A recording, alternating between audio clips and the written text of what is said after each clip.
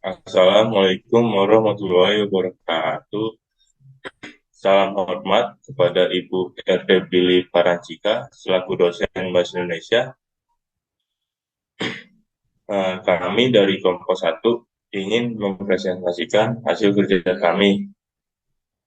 Di sini saya beranggotakan yang saya sendiri, Pak Rizal, dan ada Vanessa, Rati, Rosalia, dan Derry. Baik, selanjutnya langsung aja kita mulai. Yang pertama akan dibacakan oleh Rati.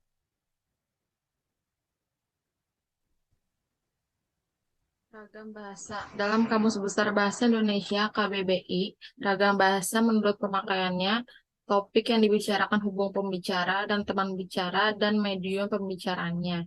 Pengertian ragam bahasa ini dalam berkomunikasi perlu memperlihatkan aspek. Ada yang pertama yang situasi yang dihadapi, yang kedua ada permasalahan yang hendak disampaikan, yang ketiga ada latar belakang pendengar atau pembaca yang dituju, dan yang keempat ada medium atau sarana bahasa yang digunakan. Keempat aspek dalam ragam bahasa tersebut lebih mengutamakan aspek situasi yang dihadapi dan aspek medium bahasa yang digunakan dibandingkan kedua aspek yang lain.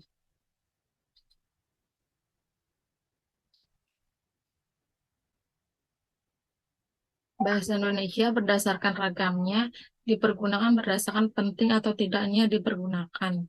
Terdapat 3 kriteria umum berkaitan dengan hal tersebut, yaitu jumlah penutur, luas daerah penyebarannya, dan terpakainya bahasa tersebut dalam sarana ilmu, susastra, dan budaya. Ragam bahasa adalah varian dari sebuah bahasa menurut pemakaiannya. Variasi tersebut bisa berbentuk dialek, yaitu varian dari sebuah bahasa menurut pemakaiannya.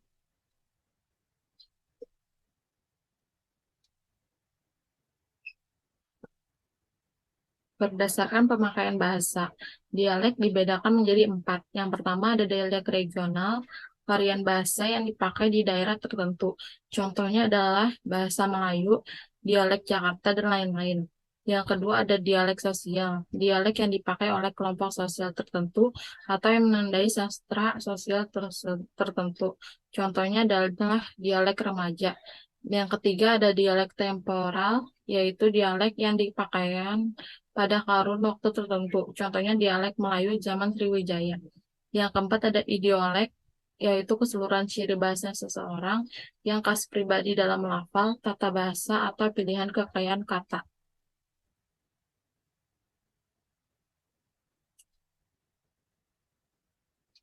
Selain 4 varian yang telah disebutkan, ada bahasa baku atau bahasa standar adalah ragam bahasa yang diterima untuk dipakai dalam situasi resmi, seperti dalam perundang-undang, surat menyurat, dan rapat resmi.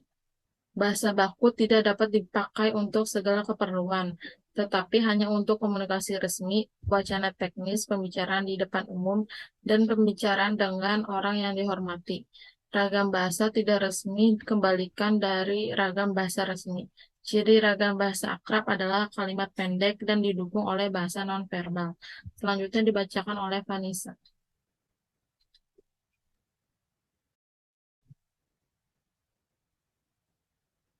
Selanjutnya ada ragam bahasa berdasarkan situasi pemakaiannya.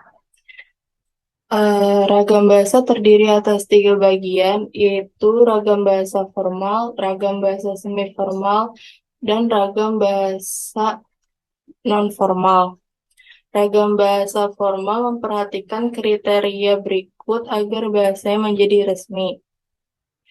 Yang pertama, kemantapan dinamis dalam pemakaian kaidah sehingga tidak kaku tetapi tetap lebih luas dan dimungkinkan ada perubahan kosakata dan istilah dengan benar. Yang kedua, penggunaan fungsi-fungsi gramatikal secara konsisten dan eksplisit. Yang ketiga, penggunaan bentukan kata secara lengkap dan tidak disingkat.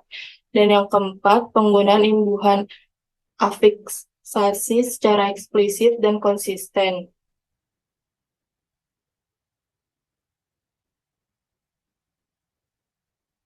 Selanjutnya, berdasarkan kriteria ragam bahasa formal, pembedaan antara ragam formal, ragam semi-formal, dan ragam non-formal diamati dari hal berikut. Yang pertama, pokok masalah yang sedang dibahas. Yang kedua, hubungan antara pembicara dan pendengar. Yang ketiga, medium bahasa yang digunakan lisan atau tulis. Yang keempat, area atau lingkungan pembicaraan terjadi. Dan yang kelima, situasi ketika pembicaraan berlangsung.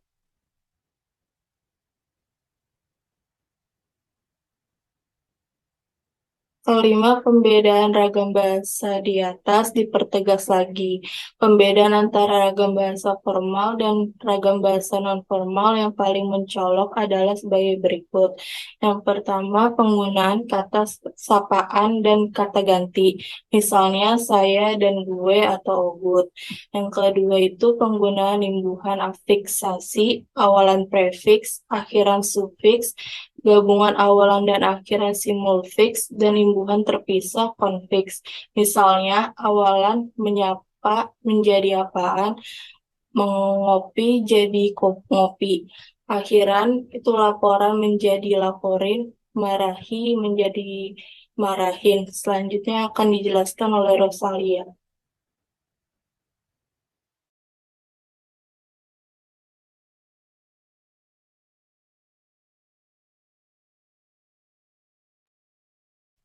Selanjutnya C.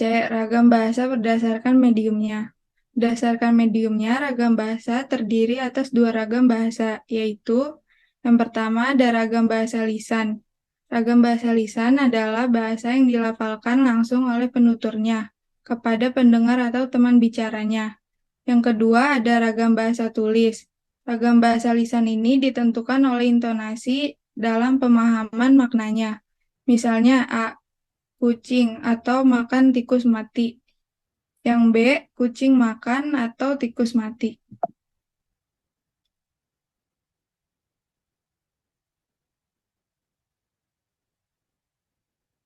Selanjutnya, ragam bahasa tulis adalah ragam bahasa yang ditulis atau dicetak dengan memperhatikan penempatan tanda baca dan ejaan secara benar.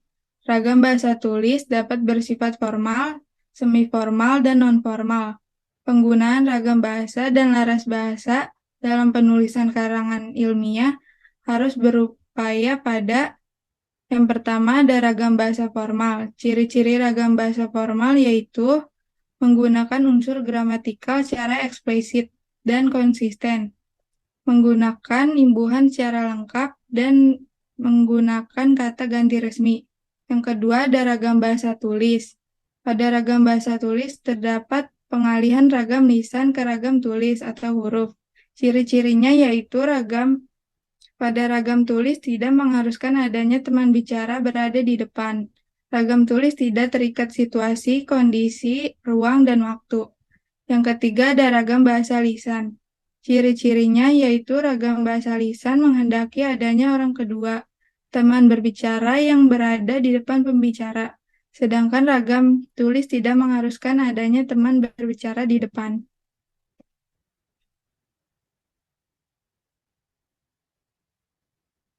Selanjutnya D. Ragam baku dan tidak baku. Ragam tidak baku adalah ragam yang tidak dilembagakan dan ditandai oleh ciri-ciri yang menyimpang dari norma baku. Ragam baku merupakan ragam yang dilembagakan dan diakui sebagian besar warga masyarakat. Pemakaiannya sebagai bahasa resmi dan sebagai kerangka tujuan norma bahasa dalam penggunaannya. Terdapat tiga aspek yang saling menyatu pada ragam baku, yaitu kodifikasi, keberterimaan difungsikan sebagai model. Setelah kodifikasi adalah terjemahan dari codification dalam bahasa Inggris diartikan sebagai hal memberlakukan suatu kode atau aturan kebahasaan untuk dijadikan norma dalam berbahasa. Selanjutnya akan dibacakan oleh Fahrizal.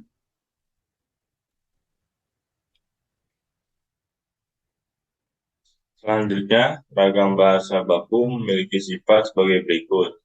1. Mantap. Mantap artinya sesuai dengan kaidah bahasa. Kemantapan berarti bahasa baku sesuai dengan pola dan sistem bahasa. 2. Kemantapan dinamis. Dinamis artinya tidak statis, tidak baku. Bahasa baku tidak menghendaki adanya bentuk mati. 3. Cendekia. Ragam baku. Cendekia adalah ragam baku yang dipakai di tempat resmi. Orang yang terpelajar umumnya diperoleh dari jalur formal. 4. Seragam. Seragam. Ragam baku bersifat seragam. Hal ini karena proses pembakuan bahasa ialah proses penyeragaman bahasa.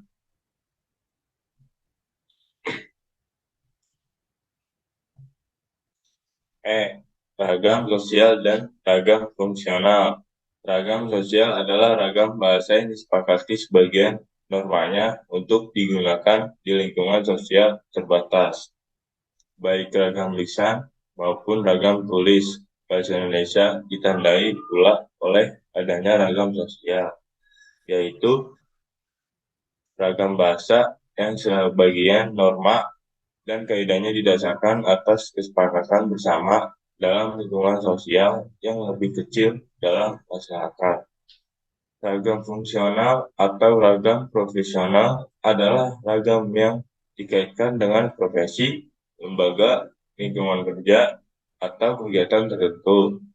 Ragam fungsional menjelma sebagai bahasa negara dan teknis keprofesian seperti bahasa dalam lingkungan keilmuan atau teknologi dan keagamaan.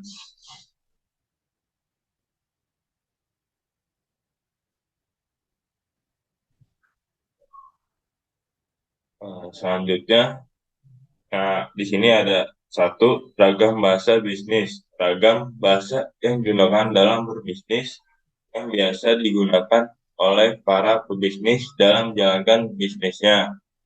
2. Ragam bahasa hukum. Penggunaan bahasa Indonesia dalam dunia hukum, di mana fungsinya mempunyai karakteristik tersendiri. 3. Ragam bahasa sastra. Ragam bahasa yang banyak menggunakan kalimat tidak efektif. Selanjutnya akan dijelaskan oleh Derry. Laras bahasa. Laras bahasa adalah kesesuaian antara bahasa dan pemakaiannya. Dalam hal ini, laras bahasa mengenai iklan, laras ilmiah populer, laras fitur, atau laras komik, laras sastra yang masih dapat dibagi atas laras cerpen, laras puisi, laras novel, dan sebagainya. Ciri bahasa Indonesia laras ilmiah.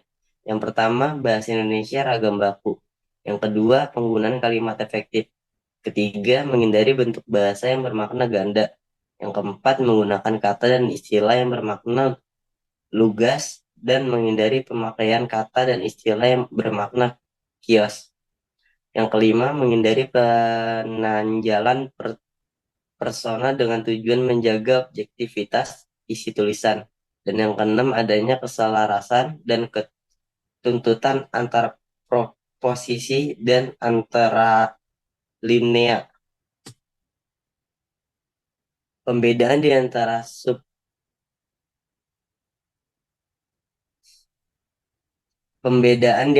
sub-sub laras bahasa seperti dalam laras ilmiah itu dapat diamati dari pertama, penggunaan kosakata dan bentukan kata. Kedua, penyusunan frasa, klausa, dan kalimat. Ketiga, penggunaan istilah. Keempat, pembentukan paragraf. Kelima, penampilan alat teknis. Dan keenam, penampilan kakasan dalam wacana.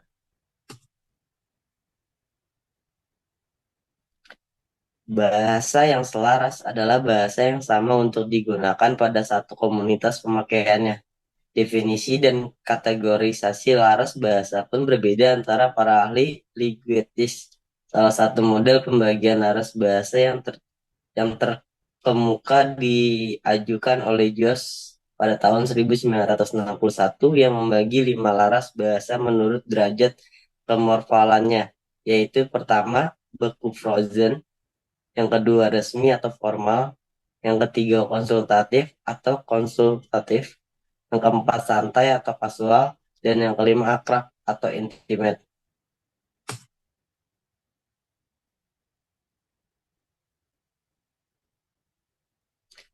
Ragam dan laras bahasa merupakan suatu kesatuan dalam kehidupan sehari-hari. Jika kita menggunakan laras dan ragam bahasa yang baik dan benar, maka orang akan mengerti. Contoh, jika kita berbicara dengan orang yang lebih tua dengan bahasa yang sopan, namun laras yang digunakan tidak baik, maka tutur bahasanya pun akan berantakan. Thank you.